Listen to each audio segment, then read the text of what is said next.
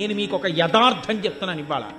ఒక్కొక్కసారి ఏ దీక్ష లేకుండా అయ్యప్ప స్వామి గుడికి వెళ్ళినటువంటి కొంతమందికి అసలు జీవితంలో అయ్యప్ప దీక్ష తీసుకొని వాళ్ళు కొంతమంది ఆ గుడికి వెడితే 50 సార్లు దీక్ష తీసుకున్న వాళ్ళకన్నా కూడా అద్భుతమైన రీతిలో అయ్యప్పని సేవించుకునే అదృష్టాన్ని ఆయన ఇచ్చిన సందర్భాలు ఎన్నో ఉన్నాయి.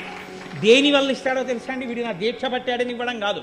వీడికి ధర్మమునందు అనురక్తి ఉంది, వీడికి వేదమునందు అనురక్తి ఉంది, వీడికి నా రూపమునందు అనురక్తి ఉంది, ఈశ్వరుడి యందు అనురక్తి ఉంది. అది ఆయనకి చాలు. నీవు విష్ణు భక్తుడవైనా అయ్యప్ప భక్తుడవే, శివభక్తుడవైనా అయ్యప్ప భక్తుడవే, శాక్తేయుడవైనా అయ్యప్ప భక్తుడవే. నువ్వు ఏ రూపాన్ని భక్తితో కొలిచి వేదాన్ని నమ్మి జీవించినా నువ్వు అయ్యప్పని చేరుకోగలవు. అది ఆయన గొప్పతనం.